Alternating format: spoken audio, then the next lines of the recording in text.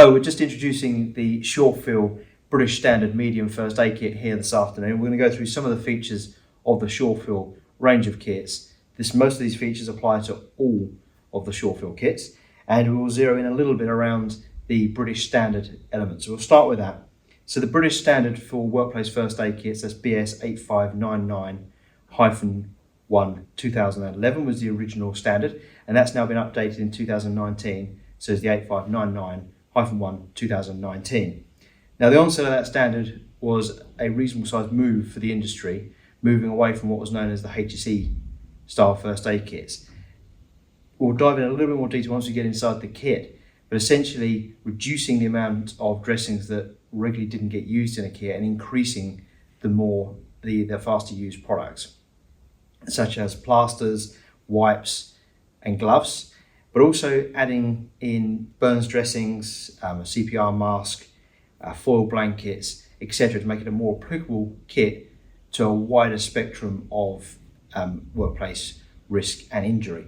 So with the Surefill kits, this particular case is what we know as the weatherproof. So this kit features a neoprene seal, making it somewhat resistant to the elements and certainly ingress of dust and water in the workplace, and comes with the handlers, also doubles up as a wall bracket. Also in the Surefill range there is the robust case and the neat case, which will feature another time. And the Surefill kits feature a one-piece refill pouch.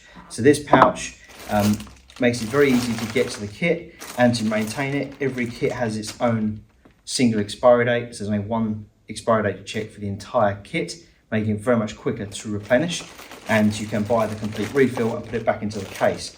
But also when you come to use it, you can just fold it in half and access the content. So if you just want a plaster, very quickly easy get to the plaster and pop that back for whoever needs it next.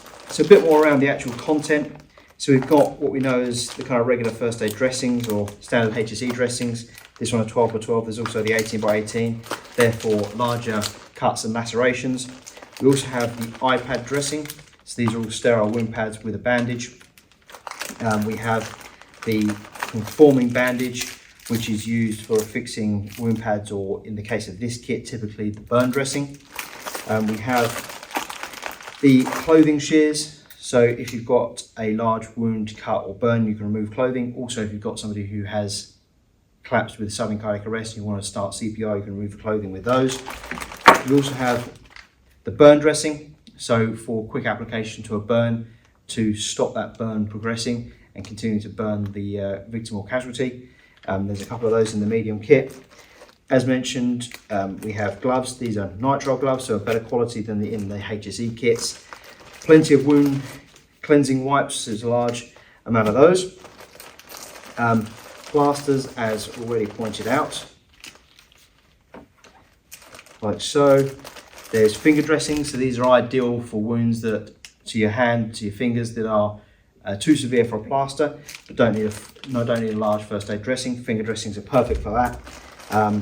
And then we have the usual triangular bandage, which you expect in most first aid kits, and a foil blanket, ideal if somebody is suffering a bit of shock or is out in the elements and injured and needs to be kept warm. And finally, there is the microporous tape, ideal for fixing dressings, particularly the bandages, say, having to tie them on. You can affix them with a tape.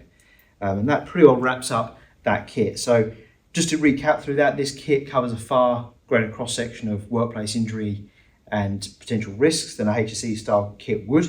It is typically geared to the mix of risk that we get in the workplace, so you're more likely to use it at a commensurate rate.